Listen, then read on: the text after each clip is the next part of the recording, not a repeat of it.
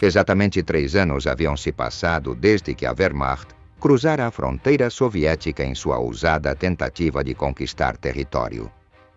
Mas os dias daquele verão escaldante de 1941 pareciam agora um capítulo distante de um conflito que havia tomado um rumo devastador para as forças de Hitler. As derrotas cataclísmicas sofridas em Stalingrado e Kursk deixavam claro que a vitória nazista era agora uma ilusão, e o sonho de uma Alemanha invencível começava a ruir. Por volta de 1944, a Operação Bagration marcou um ponto de virada para a frente oriental. Essa ofensiva soviética implacável e meticulosamente calculada transformou o que antes era um avanço alemão incontrolável em uma retirada forçada, encerrando para sempre o domínio alemão no leste. A centenas de quilômetros da costa atlântica, nas densas e implacáveis florestas da Bielorrússia, os soviéticos faziam os preparativos finais para lançar um ataque determinado a infligir um golpe letal ao Terceiro Reich. Enquanto isso, a primeira luz de 6 de junho de 1944 revelou o início do desembarque aliado na Normandia, em meio ao rugido ensurdecedor das metralhadoras alemãs defendendo ferozmente posições estratégicas na costa francesa. Ao mesmo tempo, o alto comando soviético finalizava os detalhes finais de uma operação cuja magnitude mudaria a dinâmica do conflito na frente oriental. A ofensiva foi batizada de Operação Bagration, em homenagem ao famoso general russo Piotr Bagration, herói das guerras napoleônicas. Seu objetivo era inequívoco: subjugar o inimigo e libertar os territórios sob domínio alemão. O desenho da Operação Bagration estava profundamente ligado aos acordos firmados na Conferência de Teherã, realizada no final de 1943. Lá na silenciosa dissonância do território iraniano, os líderes das potências aliadas Stalin, Roosevelt e Churchill elaboraram estratégias para finalmente esmagar as forças do eixo. Os líderes americanos e britânicos comprometeram-se a abrir uma segunda frente na Europa Ocidental, com um desembarque previsto para a primavera de 1944. Essa medida desviaria importantes divisões alemãs da frente oriental para a França, prejudicando as capacidades defensivas do Reich contra o Exército Vermelho. Stalin viu isso como uma oportunidade histórica para consolidar uma ofensiva decisiva. Ele planejava atacar as linhas inimigas a partir da Bielorrússia, convencido de que a Wehrmacht não anteciparia um ataque massivo em terrenos inóspitos, como rios, florestas e pântanos. Confiando no elemento surpresa, Stalin decidiu coordenar seus movimentos com o impacto do dia D, planejando lançar a operação por volta de meados de junho de 1944, quando a pressão aliada no oeste enfraqueceria significativamente as defesas nazistas no leste. O Estado-Maior soviético considerou diversas alternativas antes de elaborar o plano ofensivo em abril de 1944. 2 estratégias principais foram analisadas: avançar para o sudoeste da Ucrânia para invadir a Romênia, garantindo a segurança dos valiosos campos petrolíferos de Ploiesti e estendendo a influência soviética sobre os Balcãs, ou lançar uma ofensiva no Báltico para alcançar a costa do Mar Báltico e isolar o grupo de exércitos norte, enfraquecendo as forças do eixo na Europa Oriental. Por fim, ambas as propostas foram descartadas em favor de um ataque surpresa na Bielorrússia, uma região menos prevista pelos alemães, permitindo que o Exército Vermelho avançasse para a Polônia e ganhasse terreno na corrida por Berlim. Em 1944, a outrora invencível Wehrmacht encontrava-se em um estado de lento, mas inexorável colapso. Embora a produção de veículos blindados tivesse aumentado sob Albert Speer, a perda de território alemão e a falta de efetivo complicaram enormemente o esforço de guerra. Um dos maiores erros estratégicos da Alemanha foi sua obsessão em defender cada centímetro de território, rejeitando qualquer retirada tática que permitisse a reorganização das tropas. No início daquele ano, todas as cidades e pontos-chave de comunicação receberam ordens de serem transformados em fortalezas a serem defendidas até o último homem, sendo a retirada permitida apenas com aprovação direta. Além disso, a construção de defesas na retaguarda foi proibida, temendo-se que os soldados optassem por recuar em vez de lutar até o fim. Essas medidas aceleraram o colapso da frente oriental e abriram caminho para a esmagadora ofensiva soviética que se seguiria. Em meio a essa situação crítica, com as tropas alemãs à beira do colapso, Hitler tentou fortalecer seu controle por meio de uma série de ajustes na hierarquia militar. Um caso emblemático foi a substituição do marechal de campo Erich von Manstein, cuja habilidade como estrategista havia sido decisiva em campanhas anteriores, mas que agora carecia do apoio do Führer. Desiludido com sua abordagem tática, Hitler o substituiu em 30 de março de 1944 por Walter Model, à frente do Grupo de Exército Sul. Da mesma forma, Ferdinand Schörner assumiu o comando do Grupo de Exércitos A, substituindo Ewald von Kleist. Com essas mudanças, Hitler buscava líderes dispostos a executar suas ordens sem questionamentos, independentemente das consequências táticas. De acordo com o diário do ministro da Propaganda, Joseph Goebbels, Hitler acreditava que Manstein e Kleist estavam comandando as operações a partir de mapas, desvinculados da realidade do campo de batalha. Em contraste, ele esperava que Model e Schörner não apenas oferecessem uma resistência mais robusta ao avanço soviético, mas também consolidassem sua autoridade sobre o exército alemão. A remoção de Manstein marcou o fim definitivo da era das grandes manobras ofensivas alemãs na frente oriental. Por um tempo, o marechal defendeu uma estratégia defensiva flexível que poderia ter retardado o avanço soviético, embora não o impedido completamente. No entanto, sua visão consistente com a mentalidade tradicional da Wehrmacht de desgastar os soviéticos até que Stalin fosse forçado a negociar parecia cada vez mais irrealista nas condições de 1944. Em posição completamente defensiva e sob as ordens estritas de Hitler, que proibiam qualquer retirada, o Grupo de Exército Centro enfrentou um destino que, com o tempo, se provaria desastroso para suas tropas. Embora a Bielorrússia representasse um ponto estratégico essencial dentro da frente oriental, as capacidades defensivas nessa região estavam longe de ser adequadas.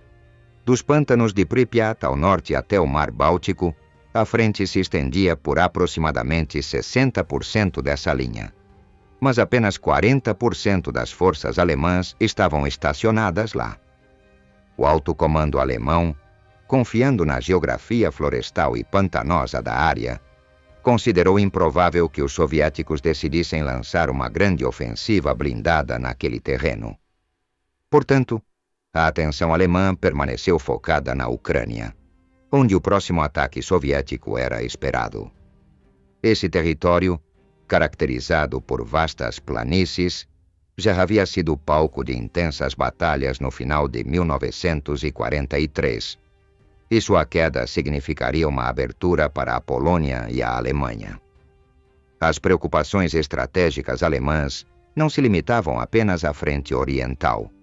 A crescente ameaça aliada na França influenciou significativamente a redistribuição de recursos e tropas.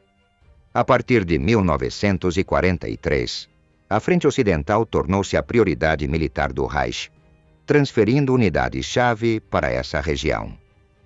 Em contraste com anos anteriores, quando 80% das forças blindadas alemãs estavam concentradas na frente oriental, essa proporção havia caído para menos de 50%. A Luftwaffe também dedicou cada vez mais recursos à defesa aérea da Alemanha contra os bombardeios aliados, enfraquecendo sua presença no leste e deixando o controle aéreo praticamente nas mãos de aeronaves soviéticas. Essa reorganização afetou diretamente o Grupo de Exércitos Centro, que viu sua força reduzida pelas constantes transferências destinadas a reforçar tanto suas defesas ocidentais quanto suas posições ao sul da Ucrânia. Um exemplo crítico foi a transferência do 2º Corpo Panzer-SS, que deixou a Bielorrússia ainda mais vulnerável a uma possível ofensiva soviética.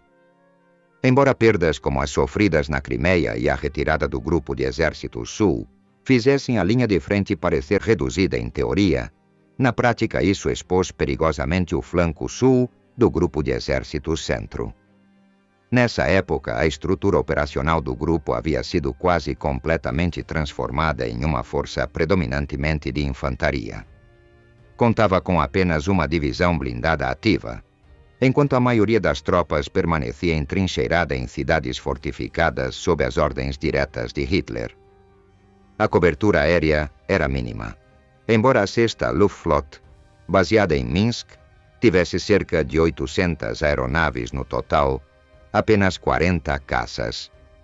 Mi-109 permaneceram operacionais, juntamente com cerca de 450 bombardeiros.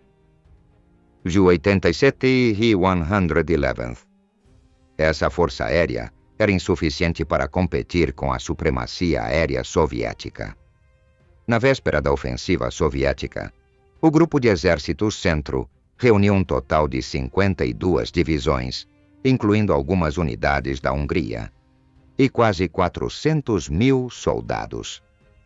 Entre elas, 34 divisões de infantaria, 2 divisões de campanha da Luftwaffe, 5 divisões focadas em tarefas de segurança e uma única divisão Panzer, também com apenas metade da força.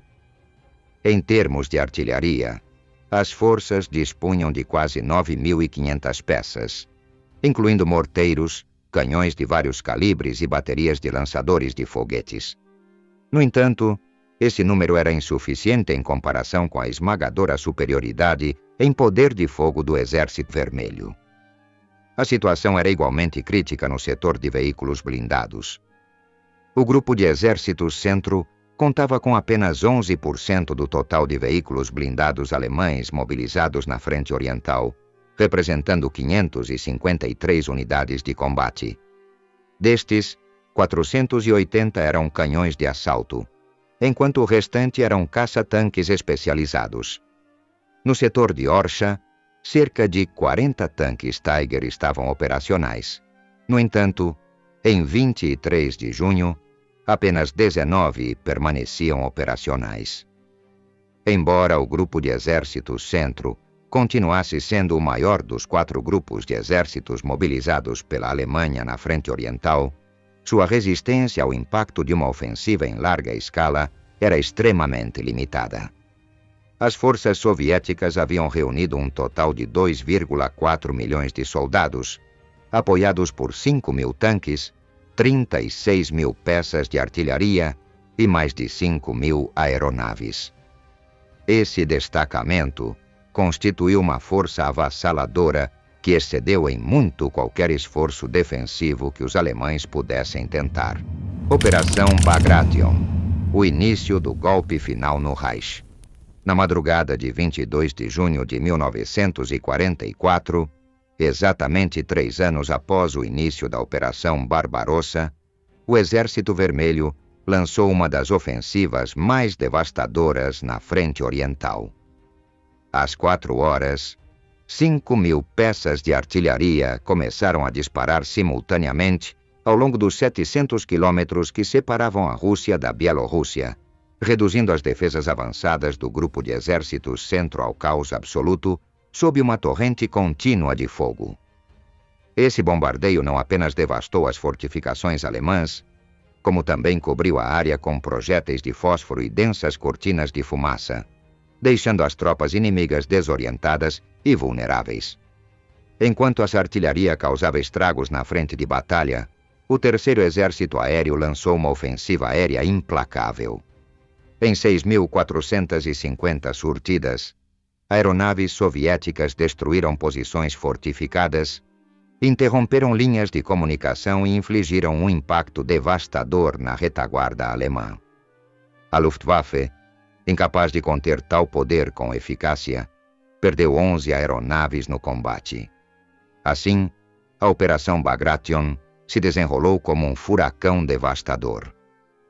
Terminado o brutal bombardeio de artilharia, a infantaria soviética iniciou seu avanço. Este ataque não era o típico assalto maciço e desorganizado de campanhas anteriores.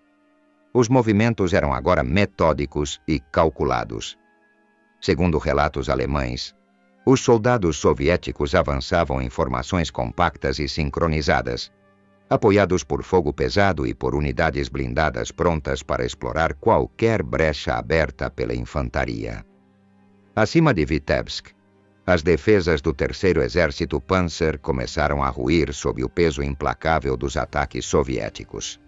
Era evidente que o Exército Vermelho buscava cercar a cidade e encurralar 3 divisões alemãs dentro de seus limites. O marechal de campo Ernst Busch alertou o alto comando alemão sobre a situação crítica e pediu uma retirada urgente.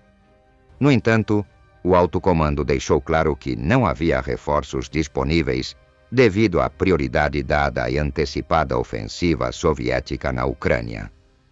Mesmo que o alto comando tivesse autorizado a retirada, Hitler jamais a teria permitido.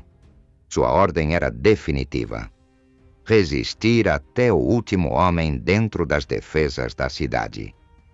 O que os alemães não sabiam era que o 6º Exército de Guardas já havia rompido as linhas ao norte de Vitebsk e que o general Ivan Bagramian havia dado sinal verde para a próxima fase do ataque. O plano era preciso: lançar um avanço pelo sul e completar o cerco total da cidade. O principal objetivo era tomar o controle da estratégica rodovia Moscou-Minsk, que atravessava o setor de Orsha, área que havia sido palco de combates ferozes em 1943. Essa região contava com posições mais densamente defendidas do que o restante da frente e era guarnecida por algumas das divisões alemãs mais capazes na Bielorrússia. Entre elas estava a formidável 78ª Divisão Sturm, equipada com 100 canhões e cerca de 50 veículos blindados. Em seu flanco sul, a bem equipada e organizada 25ª Divisão Panzergrenadier reforçava a defesa. Diante de um inimigo tão bem fortificado, o Exército Vermelho planejou um ataque meticuloso. 5 divisões de infantaria soviética foram designadas para esse setor, 3 das quais foram encarregadas de atacar o sul acidentado. A ofensiva começou com unidades blindadas especializadas, incluindo 10 tanques Et-34 com roletes de esteira propelidos por minas, seguidos 150 metros atrás por um regimento de tanques pesados. Posteriormente, batalhões de engenheiros de assalto e outro regimento com canhões autopropelidos e Su-152 avançaram. Finalmente, a infantaria, apoiada por tanques lança-chamas, avançou para consolidar o ataque. Apesar do avanço formidável, as defesas alemãs resistiram. Soldados da 78ª Divisão Sturm, entrincheirados e armados com Panzerfaustes e metralhadoras MG-42, conseguiram deter temporariamente os soviéticos. No entanto, a esmagadora superioridade numérica garantiu que os soviéticos encontrassem um ponto vulnerável. 2 divisões do 11º Exército de Guardas finalmente conseguiram avançar para o norte, abrindo caminho através de uma floresta, permitindo que o general Ivan Cherniakovsky explorasse a brecha com um grupo mecanizado para consolidar o avanço. Percebendo o perigo iminente, o marechal de campo Ernst Busch mobilizou suas últimas reservas e ordenou que a divisão Feldherrnhalle estabelecesse novas posições ao longo do rio Dnieper como uma medida desesperada para deter o avanço soviético. No setor sul, em direção a Bobruisk, a ofensiva encontrou obstáculos. O terreno acidentado e a feroz resistência do 9º Exército Alemão atrasaram temporariamente o avanço do Exército Vermelho, embora a um alto custo para as forças alemãs. Diante dessa situação, o Marechal Konstantin Rokossovski decidiu interromper as operações e retomá-las no dia seguinte com um novo bombardeio maciço de artilharia e ar para desgastar ainda mais as posições inimigas. Ao final do primeiro dia de combate, os soviéticos avançavam como esperado. Vitebsk estava praticamente cercada e unidades do 11º Exército de Guardas se aproximavam da crucial rodovia Minsk-Moscou. No entanto, o alto comando alemão permanecia com a crença equivocada de que o ataque principal seria na Ucrânia, repetindo erros recentes cometidos na França e recusando-se a enviar reservas do Sul. Essa decisão teria consequências desastrosas nos dias seguintes. No flanco norte da ofensiva, as forças soviéticas alcançaram sua primeira vitória significativa. Durante as primeiras horas dos dias 23 e 24, o 4º Exército conseguiu romper as defesas do 9º Corpo Alemão, avançando para a segunda linha defensiva da cidade. Ao mesmo tempo, o 6º Exército de Guardas representava uma séria ameaça de cerco. Às 2h45, o 9º Corpo recebeu ordens de evacuar a segunda linha e recuar para o oeste do rio Dwina. Ao meio-dia do dia 24, as forças avançadas do Exército Vermelho alcançaram a margem leste do rio e teriam atravessado se os alemães não tivessem destruído as pontes, apesar de ainda manterem forças na margem leste. Naquele mesmo dia, o Major Reinhardt, líder do 3º Exército Panzer, compreendeu que o plano soviético era cercar Vitebsk. No entanto, sua reação veio tarde demais. No final da manhã, o 6º Exército de Guardas e o 43º Exército se encontraram a oeste da cidade, completando o cerco ao 53º Corpo Alemão. Na tentativa de romper o isolamento, a 4ª Divisão de Campo da Luftwaffe foi proposta para lançar um ataque pelo sudoeste, mas antes de agir, foi solicitada autorização ao OKH. Hitler rejeitou o plano, forçando Busch a ordenar que o Lies-Ilma-Corpo tentasse um avanço com 2 divisões da Luftwaffe, enquanto as outras 2 divisões de infantaria mantinham a defesa urbana. Às 20h15, Hitler finalmente aprovou uma tentativa de avanço, mas condicionou a retirada à retomada de posições ao longo da linha defensiva do Tigre. Ele também estabeleceu uma exigência inabalável. A 206ª Divisão de Infantaria, liderada pelo general Hitler, deveria permanecer em Vitebsk e resistir até o último homem. No entanto, os acontecimentos no campo se desenrolaram mais rapidamente do que as decisões de Berlim. Quando a 4ª Divisão da Luftwaffe tentou lançar seu ataque, foi encurralada em Ostrovno, completamente cercada e perdeu toda a chance de influência decisiva. Com o colapso do perímetro defensivo de Vitebsk, as tropas soviéticas intensificaram seu avanço para consolidar o cerco. Durante a tarde do dia 24, unidades de reconhecimento do 1º Corpo Blindado asseguraram uma ponte estratégica sobre o Dwina, abrindo caminho para a fase final do cerco. Enquanto isso, a noite trouxe mais dificuldades para as forças alemãs encurraladas. A 4ª Divisão da Luftwaffe, sob ataque de múltiplas direções, começou a perder terreno e solicitou desesperadamente suprimentos aéreos. Mas a supremacia aérea soviética impossibilitou qualquer operação logística, deixando a divisão sem apoio ou reforços.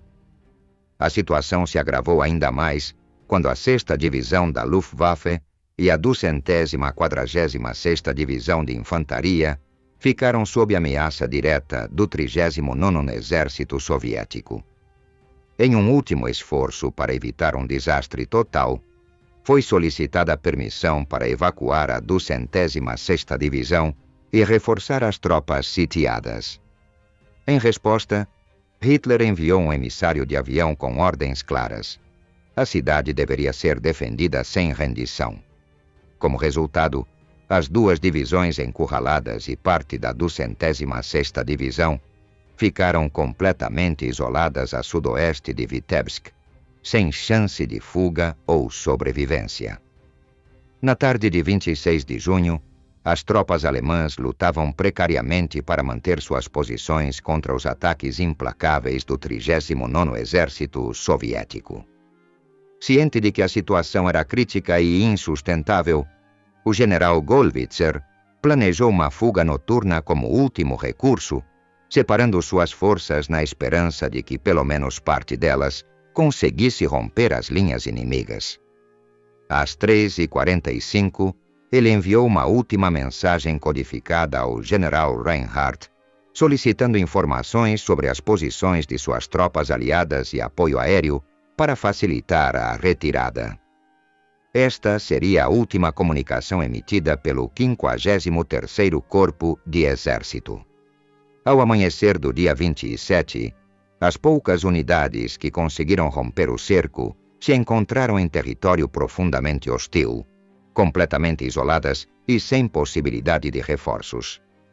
Cercados por guerrilheiros determinados a não fazer prisioneiros, os sobreviventes vagaram desorientados em busca de um ponto de contato com a frente alemã. Segundo relatos soviéticos, quase 20.000 soldados alemães foram mortos e outros 10.000 capturados, enquanto os números alemães apontavam para cerca de 5.000 baixas e aproximadamente 22.000 prisioneiros. Além das discrepâncias nos números, é indiscutível que apenas alguns combatentes conseguiram alcançar as linhas alemãs novamente após o colapso catastrófico em Vitebsk. O violento ataque soviético surpreendeu o alto comando do exército alemão, que permaneceu convencido de que a ofensiva na Bielorrússia era uma manobra diversionária e que o ataque principal ocorreria na Ucrânia. Além disso, a firme recusa de Hitler em permitir uma retirada estratégica condenou milhares de soldados à morte defendendo uma cidade que, àquela altura, havia perdido todo o valor estratégico, ficando muito atrás do avanço imparável das colunas blindadas soviéticas. A tragédia de Vitebsk, no entanto, seria apenas o preâmbulo de uma derrota ainda maior.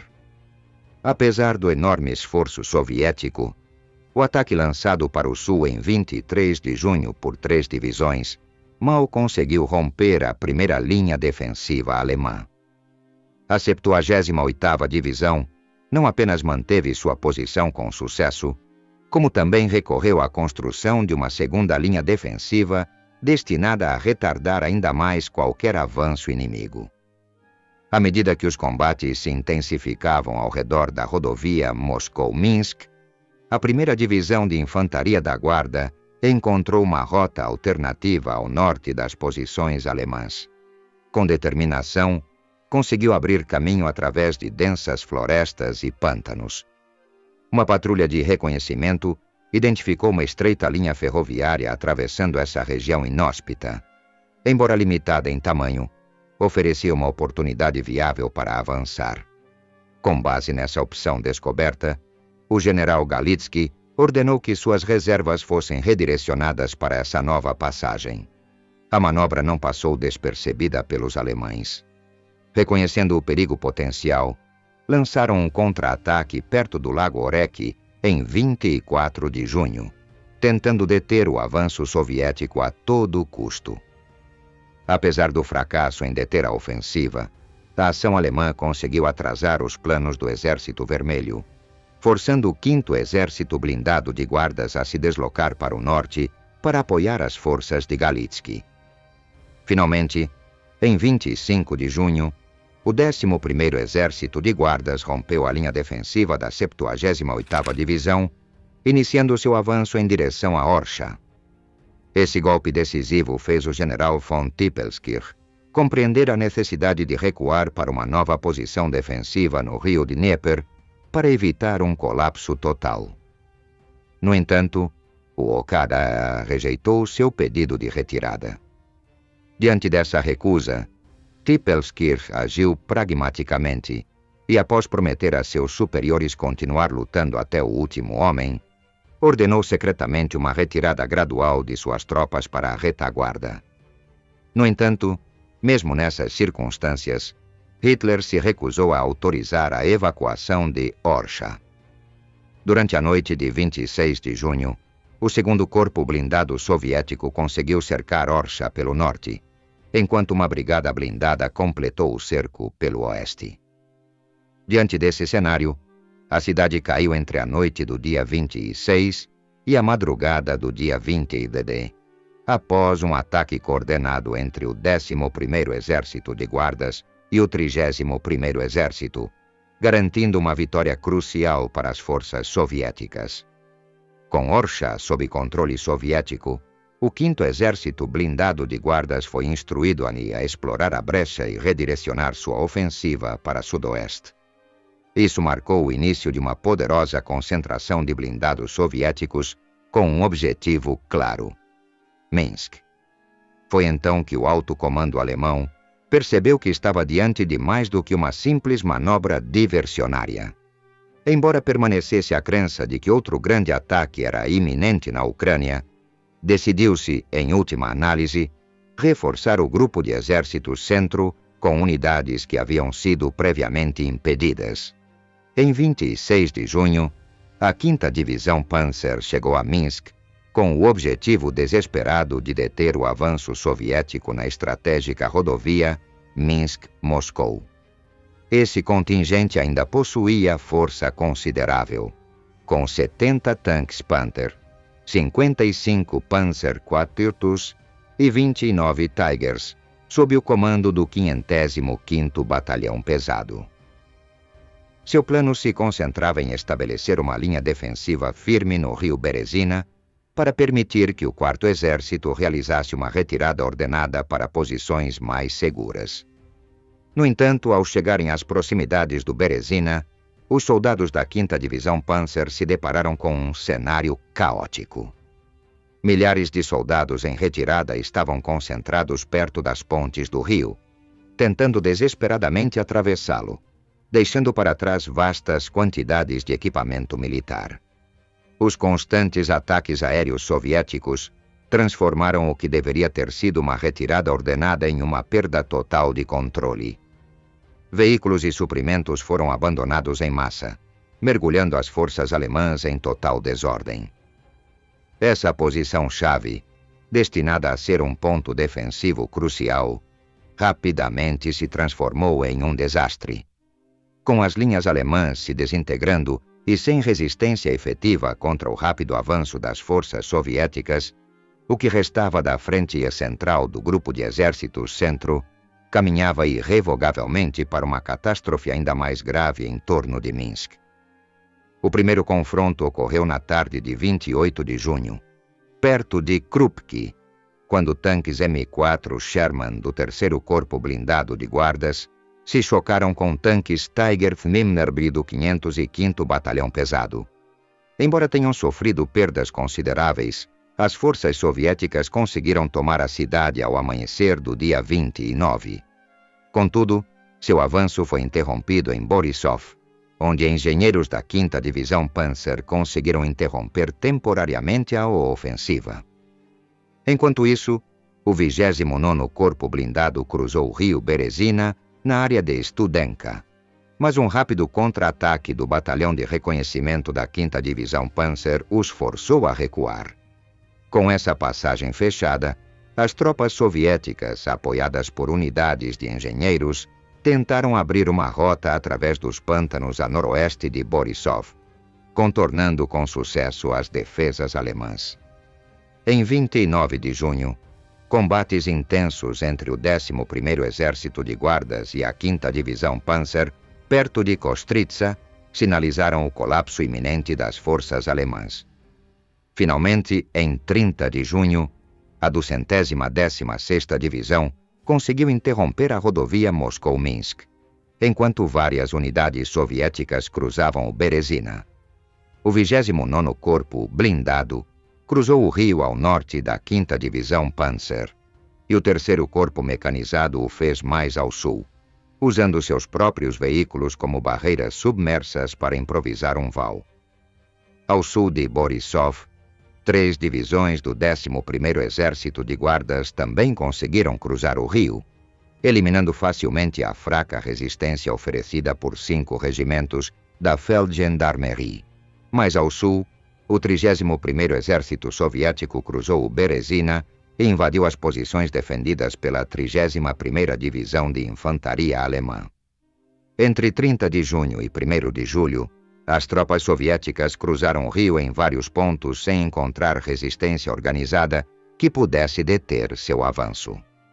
A Luftwaffe tentou deter a ofensiva soviética com ataques de caças-bombardeiros FW-190, mas a superioridade aérea soviética e a crescente desorganização alemã minimizaram o impacto dessas ações no campo de batalha.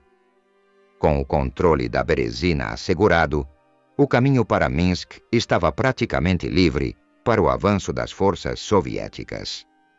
Finalmente, a 5ª Divisão de Infantaria da Guarda completou o cerco de Borisov, enquanto o 3º Corpo Blindado da Guarda lançou um ataque à ponte Berezina. Assim que os primeiros T-34 tentaram atravessá-la, os defensores alemães detonaram os explosivos pré-posicionados, destruindo a estrutura e bloqueando temporariamente o acesso. Apesar dessa demolição, os combates continuaram entre os restos da ponte, onde as forças alemãs resistiram com determinação. No entanto, o Exército Vermelho encontrou outros pontos de travessia e gradualmente conseguiu penetrar na própria cidade, intensificando os combates internos. Bobruisk, inferno de aço na frente sul.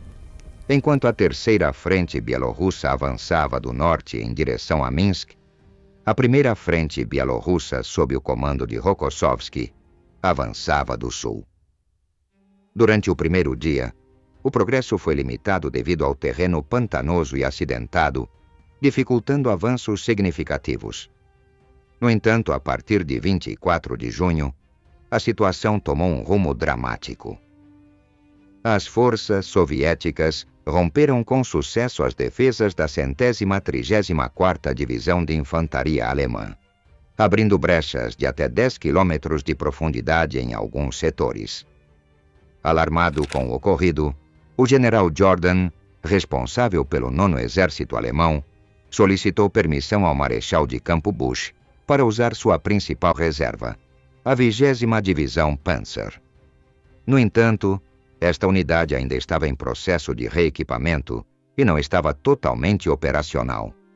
Contava com apenas 71 tanques Panzer IV, enquanto apenas metade de seus tanques Pantera estavam prontos para o combate.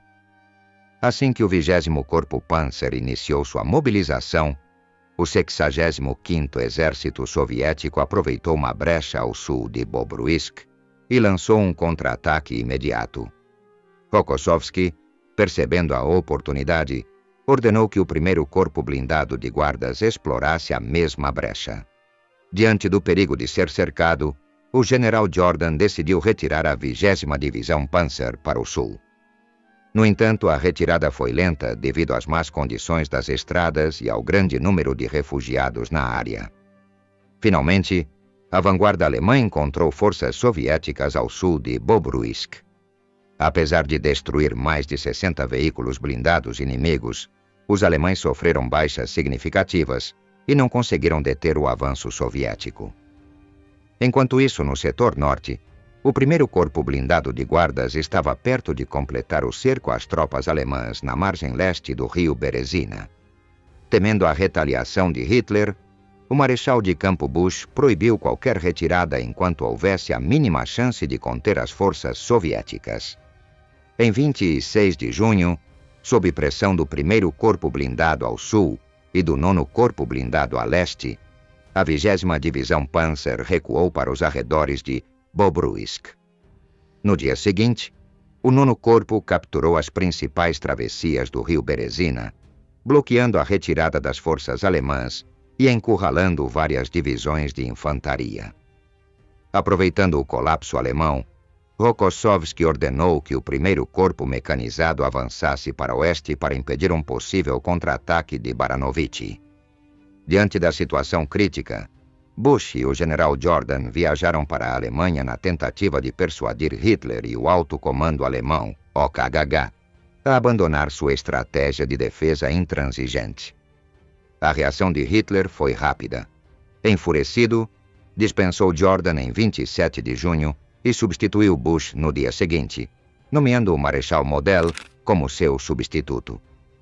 No entanto, em vez de retificar sua estratégia, Hitler reafirmou as ordens de resistir a todo custo, condenando assim milhares de soldados ao cerco inevitável. Enquanto isso, em Bobruisk, a situação se deteriorava rapidamente. A primeira frente bielorrussa havia cercado mais de 40.000 soldados em uma área de apenas 25 quilômetros de diâmetro a leste da cidade. Embora várias surtidas desesperadas tenham sido tentadas, a artilharia soviética as respondeu com fogo devastador. Pouco depois, aeronaves soviéticas se juntaram ao ataque, causando pesadas baixas entre as tropas encurraladas. Fontes soviéticas relataram 10.000 mortos e 6.000 prisioneiros alemães. Os sobreviventes conseguiram recuar em direção a Bobruisk, apenas para serem cercados novamente dentro da cidade algumas horas depois. Em um último esforço, Hitler ordenou que a 12ª Divisão Panzer fosse enviada do Grupo de Exércitos Norte, mas com apenas 44 Panzer III e IV disponíveis, a unidade não conseguiu chegar a tempo. Em 27 de junho, o ataque soviético a Bobruisk começou com combates intensos semelhantes aos observados em Vitebsk. O OKHG permitiu uma tentativa de fuga com a condição de que pelo menos uma divisão permanecesse defendendo a cidade. Às 23 horas do dia 28 de junho, as forças alemãs lançaram uma ofensiva desesperada, apoiadas pelos poucos veículos blindados restantes da 20ª Divisão Panzer. Após combates ferozes, conseguiram abrir um ponto fraco no cerco a nordeste da cidade. Aproveitando a escuridão, centenas de soldados alemães avançaram. No entanto, ao amanhecer, foram capturados pela infantaria soviética antes de conseguirem estabelecer contato com a 12ª Divisão Panzer, ainda a 20 quilômetros de distância. Por fim, cerca de 15.000 soldados conseguiram escapar do cerco, embora desarmados e profundamente desmoralizados. Em 29 de junho, após 2 dias de intensos combates, Bobruisk caiu diante das forças soviéticas. Em menos de uma semana, a primeira frente bielorrussa destruiu ou capturou 366 veículos blindados inimigos e 2.664 peças de artilharia. As baixas alemãs ultrapassaram 50.000 e outros 20.000 soldados foram feitos prisioneiros. Com o 9º Exército Alemão em completo colapso, Rokossovski deu a ordem de avançar em direção a Minsk com o objetivo de unir forças com a Terceira Frente Bielorrussa para cercar o 4º Exército Alemão e os remanescentes dispersos do 9º que ainda tentavam uma retirada desordenada. Minsk em chamas, a queda do último reduto nazista na Bielorrússia. No final de junho, tanto o alto comando do exército alemão, OKHG, quanto Adolf Hitler, finalmente reconheceram que a ofensiva soviética na Bielorrússia não era um mero ataque diversionário, mas uma operação de grande porte. No entanto, os reforços disponíveis para o grupo de exército centro eram mínimos, e Minsk teve que ser defendida apenas com tropas já posicionadas em terra. A ordem inflexível de Hitler de resistir a todo custo transformou as forças alemãs entre Borisov e Minsk em uma formação desorganizada e desmoralizada. Apesar da situação precária, seriam essas unidades fragmentadas as responsáveis por tentar deter o avanço de 2 poderosas frentes soviéticas que convergiam para a cidade. Dada a gravidade da situação, a única estratégia viável era atrasar o avanço soviético o máximo possível, enquanto a evacuação da cidade era realizada. As forças soviéticas pressionaram Minsk a partir de 3 direções principais. Na rodovia Moscou-Minsk, a resistência obstinada da 5ª Divisão Panzer forçou o 29º Corpo Blindado Soviético a mudar seu eixo de avanço para o norte, movendo-se através das florestas onde encontrou pouca oposição, embora em um ritmo mais lento. Enquanto isso, os remanescentes do 5º Exército Blindado Soviético continuaram seu avanço, reforçados pelo apoio do 11º Exército de Guardas. Ao sul, o 2º Corpo Blindado de Guardas cruzou o rio Berezina sem resistência, perto de Murovo em 1º de julho, permitindo-lhe avançar rapidamente em direção à capital bielorrussa. Durante os dias 1º e 2 de julho, as forças alemãs, incluindo a 5ª Divisão Panzer e os imponentes Tigers do 505º Batalhão Pesado, travaram combates ferozes contra o 5º Exército Blindado da Guarda Soviética. Os alemães defenderam resolutamente a única linha ferroviária que permitia a evacuação de Minsk e se recusaram a ceder terreno facilmente. Segundo seus relatos, conseguiram destruir 295 veículos blindados soviéticos, dos quais 125 foram destruídos pelos Tigers. No entanto, essas vitórias tiveram um custo muito alto. Em 8 de julho, a 5ª Divisão Panzer havia sido reduzida a apenas 18 tanques operacionais, e todos os Tigers do 505º estavam fora de combate. Como de costume, Hitler declarou Minsk uma cidade-fortaleza. Inicialmente, apenas 1.800 soldados alemães defendiam a cidade, embora reforços tenham chegado posteriormente, elevando esse número para 12.000. No entanto, pela primeira vez, Hitler concordou em permitir uma evacuação parcial em 2 de julho. O colapso veio rapidamente. Nas primeiras horas de 3 de julho, o 2º Corpo Blindado Soviético invadiu o setor sul de Minsk. Poucas horas depois, a 4ª Brigada Blindada carregou o máximo de infantaria possível em seus veículos e rompeu as enfraquecidas defesas alemãs. Simultaneamente, o 1º Corpo Blindado de Guardas da 1ª Frente Bielorrussa juntou-se à ofensiva pelo sudeste. Nos dias seguintes, outros 2 exércitos soviéticos se juntaram ao ataque coordenado. Com a queda final de Minsk, o primeiro grande objetivo estratégico da Operação Bagration foi alcançado. O cerco em torno de Minsk prendeu um grande número de soldados alemães a leste da cidade, visto que muitas divisões ainda cruzavam o Berezina quando o isolamento foi concluído. Sem demora, as tropas soviéticas iniciaram operações sistemáticas para erradicar os focos restantes de resistência alemã. Durante os primeiros dias de julho, tentativas organizadas das forças alemãs de romper o cerco permitiram que algumas unidades rompessem as linhas soviéticas e recuassem para o oeste com certa ordem. No entanto, com o passar dos dias, a escassez de suprimentos e munição enfraqueceu consideravelmente sua capacidade de combate, reduzindo gradualmente suas chances de fuga. Em 9 de julho, a última posição da resistência alemã foi completamente eliminada, embora a infantaria soviética tenha continuado a vasculhar a região por semanas em busca de soldados isolados ou perdidos. Segundo estimativas, dos cerca de 15.000 homens encurralados a leste de Minsk, apenas 1.000 conseguiram escapar.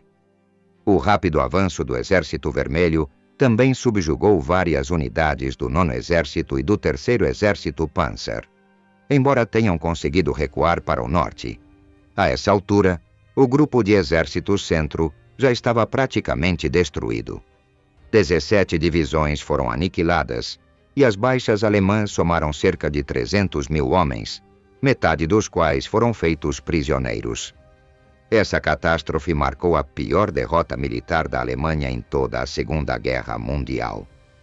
Em menos de 2 semanas, o Exército Vermelho conseguiu destruir mais divisões e infligir mais baixas ao inimigo do que os alemães haviam infligido na Batalha de Stalingrado. A imensa lacuna que se abriu nas linhas defensivas forçou o alto comando alemão a transferir reforços dos grupos de exércitos Norte e Sul enfraquecendo severamente ambas as frentes. O colapso do grupo de exércitos Centro deixou a Alemanha sem uma defesa eficaz na Bielorrússia. O caminho para o coração do Reich ficou completamente exposto. Tempestade de aço, o avanço implacável para a Polônia. O alto comando do exército alemão, OKH, tinha clareza de que o próximo alvo de uma ofensiva soviética seria o Grupo de Exércitos Sul, também conhecido como Ucrânia do Norte. Embora não soubessem a data exata, entendiam que um ataque era inevitável. Após a transferência de algumas de suas unidades para o Grupo de Exércitos Centro como reforços, as forças do Grupo de Exércitos Sul estavam enfraquecidas, circunstância que o comando soviético logo exploraria. A primeira frente ucraniana, comandada pelo Marechal Konev, foi implantada ali, uma das maiores concentrações do Exército Vermelho. Mais de 1 milhão de soldados, 1.600 tanques, 14.000 peças de artilharia e morteiros e 2.800 aeronaves. Esse colossal desdobramento também contaria com o apoio da primeira frente bielorrussa, liderada por Rokossovski e localizada mais ao norte. As forças alemãs, sob o comando do general Harp, incluíam 5 divisões Panzer, uma divisão motorizada e 34 divisões de infantaria. Embora semanas antes essas unidades fossem suficientemente fortes para enfrentar Konev, os movimentos para o norte reduziram suas capacidades a 900.000 soldados, 900 tanques, 9.000 peças de artilharia e 700 aeronaves. No entanto, as posições alemãs eram profundamente fortificadas, com linhas defensivas alcançando 30 quilômetros de profundidade em alguns setores. A enorme concentração soviética tornou impossível ocultar o ponto para onde direcionariam seu ataque, a cidade de Lvov. Antecipando a tática habitual do Exército Vermelho de abrir caminho com enormes barragens de artilharia, os alemães começaram a recuar suas peças para a retaguarda das defesas para minimizar as baixas. Essa ação não passou despercebida por Konev, que decidiu antecipar o plano inimigo.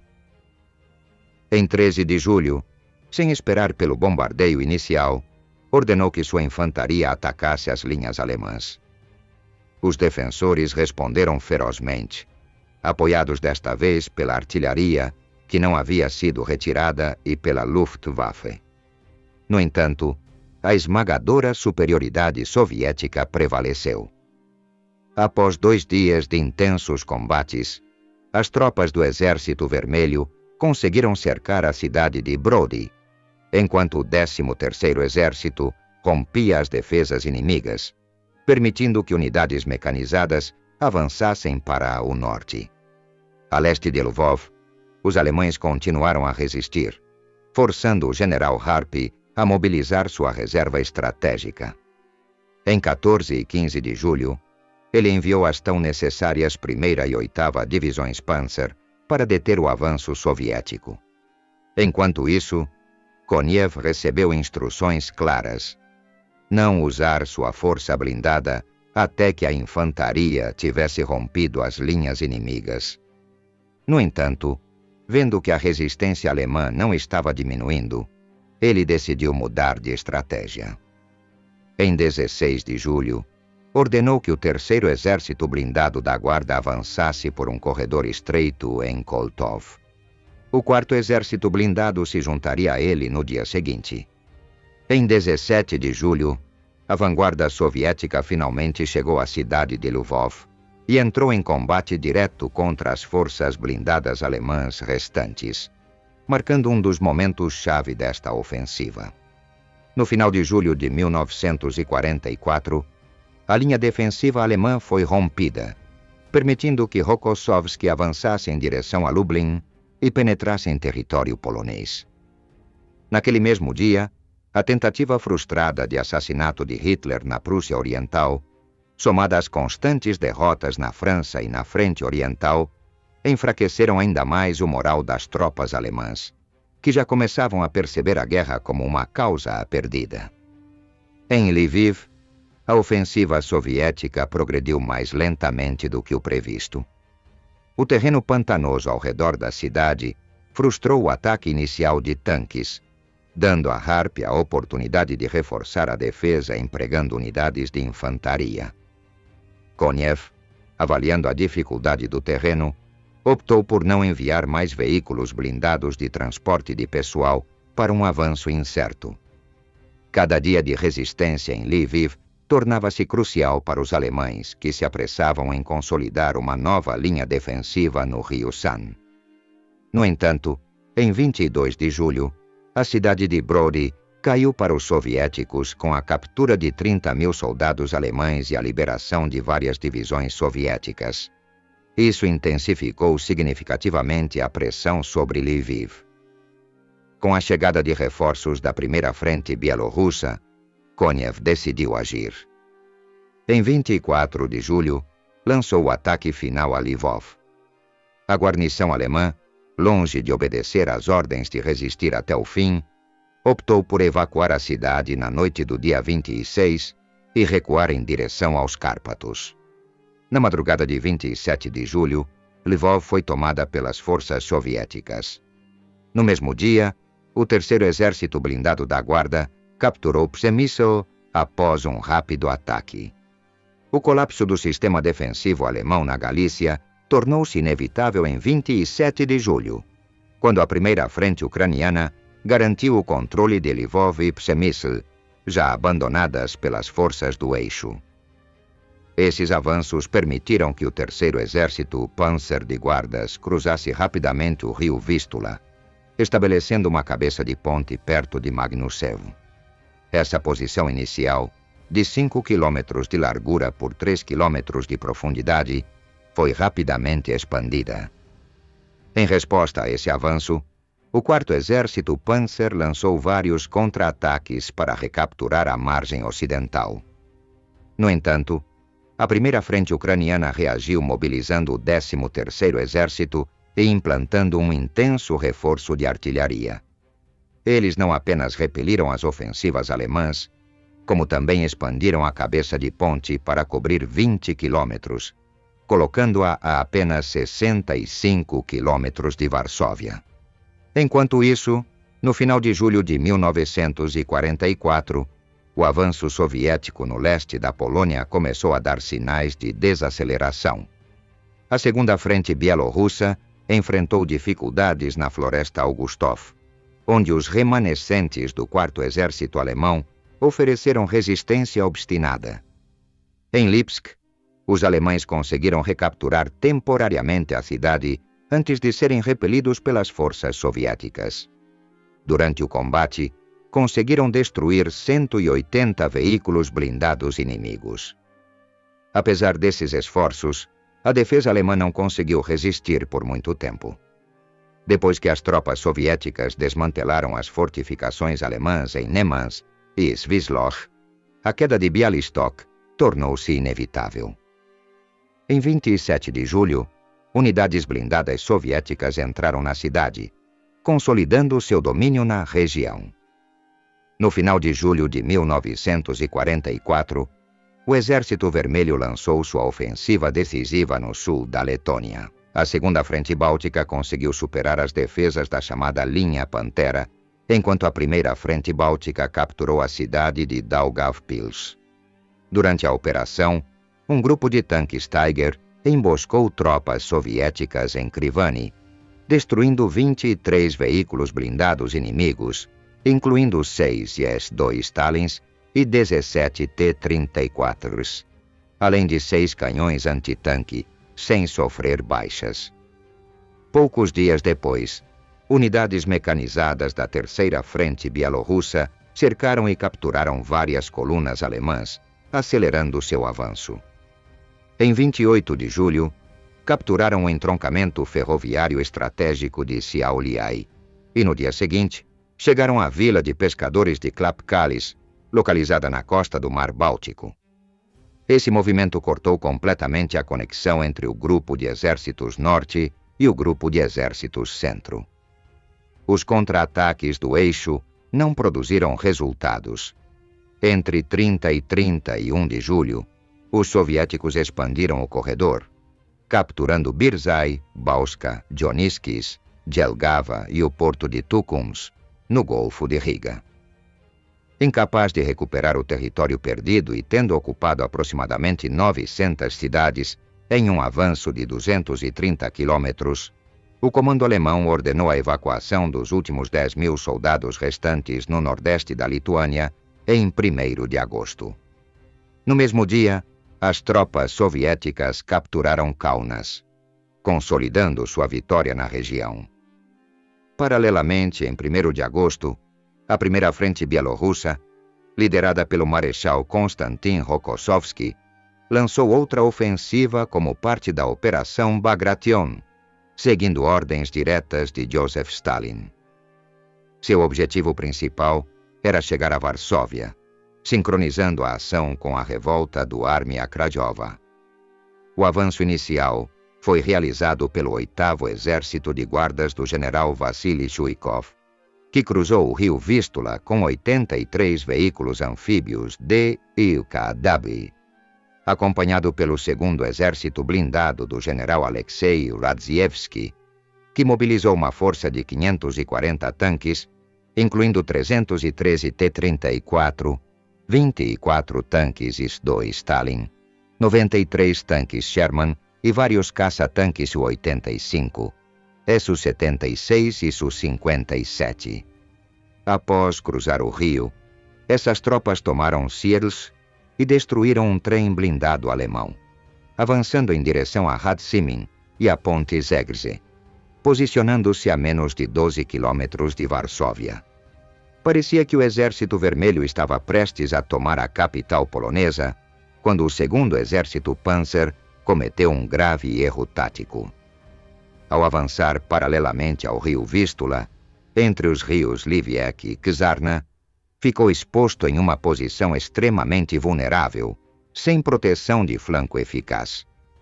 O marechal de campo Walter Model identificou rapidamente essa fraqueza e organizou um contra-ataque blindado coordenado. Seu grupo incluía forças como a 3ª Divisão Panzer SS Wiking, a Divisão Panzer Hermann Göring e as 4ª e 19ª Divisões Panzer. No total, eles reuniram 279 tanques, incluindo 114 Panthers, 109 Panzer IV e caça-tanques, como Panzerjäger IV, Marder III e Stug III. Em 2 de agosto de 1944, as forças blindadas alemãs lançaram um ataque surpresa contra os soviéticos, começando com a destruição de comboios de suprimentos e continuando com o desmantelamento metódico de suas unidades blindadas. Sem os recursos necessários para manobrar, o Exército Vermelho se viu incapaz de recuar ou reorganizar suas linhas defensivas. Em menos de 24 horas, o 2º Exército Blindado Soviético foi cercado em 3 de agosto, e apesar da feroz resistência foi completamente aniquilado em 5 de agosto. Nesse confronto, os soviéticos perderam mais de 500 tanques, enquanto os alemães sofreram quase 100 baixas em veículos blindados. A destruição do 2º Exército Blindado permitiu que o eixo recuperasse a iniciativa local, recapturando Radzymin e forçando a primeira frente bielorrussa a recuar em direção a Wołomin. Esse revés paralisou a ofensiva em direção a Varsóvia, deixando a resistência polonesa Armia Krajowa, que lutava pela libertação da cidade sem apoio. Varsóvia foi posteriormente brutalmente subjugada pelas forças alemãs e só caiu sob controle soviético em 1945. No início de agosto, o Exército Vermelho estava exausto, com suprimentos escassos e sem substitutos suficientes para cobrir as perdas devastadoras em tropas e material. Enquanto isso, o grupo de exércitos centro-alemão conseguiu se reorganizar após suas derrotas anteriores, estabelecendo uma linha defensiva firme que se estendia de Memel, na Lituânia, a Puławy, na Polônia. com mais de 625 quilômetros de trincheiras e fortificações. Incapaz de retomar o avanço naquele setor por pelo menos 6 meses, Joseph Stalin decidiu concluir a Operação Bagration. O dia 5 de agosto de 1944 marcou o fim desta operação perto de Varsóvia, especificamente em Wołomin. Desde o seu início em 22 de junho, o Exército Vermelho avançou cerca de 600 quilômetros, movendo-se de Orsha, na Bielorrússia, até o rio Vístula, na Polônia. Durante esta ofensiva devastadora, o grupo de exércitos centro do eixo foi completamente destruído. O grupo de exércitos norte foi isolado no Báltico, e o grupo de exércitos norte da Ucrânia sofreu graves danos. Embora as forças soviéticas tenham aniquilado 28 divisões inimigas, o fizeram a um alto custo. As frentes da Bielorrússia e do Báltico foram severamente esgotadas, impossibilitando-as de lançar novas ofensivas até o ano seguinte.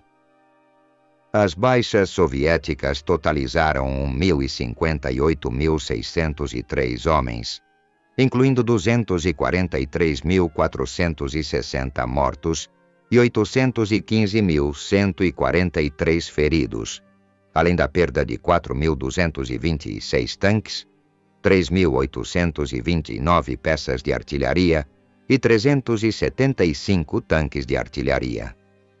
822 aeronaves. Do lado do eixo, as baixas somaram 417.000 homens, 409.000 alemães, 7.000 ucranianos e 1.105 franceses de Vichy, com 360.000 mortos ou feridos e 57.000 capturados. As perdas materiais incluíram 200 tanques, 1.300 canhões e 57.000 veículos. Sem dúvida, a Operação Bagration marcou o maior desastre militar do Terceiro Reich durante a Segunda Guerra Mundial, superando em muito a derrota sofrida em Stalingrado. A aniquilação do Grupo de Exércitos Centro, um evento sem precedentes na frente oriental, permitiu ao Exército Vermelho recapturar territórios importantes, incluindo Bielorrússia, Galícia, leste da Polônia, sul da Letônia e grande parte da Lituânia. Embora as forças do eixo tenham conseguido estabilizar temporariamente a linha de frente, essa estabilidade durou apenas até o início de 1945. Uma vez reorganizada e fortalecida após 1945 suas perdas, a União Soviética lançou uma nova ofensiva a partir do Vístula, consolidando seu domínio sobre a Polônia e a Prússia Oriental e avançando implacavelmente em direção a Berlim. Esse avanço culminou na queda final do Terceiro Reich e no fim da Segunda Guerra Mundial.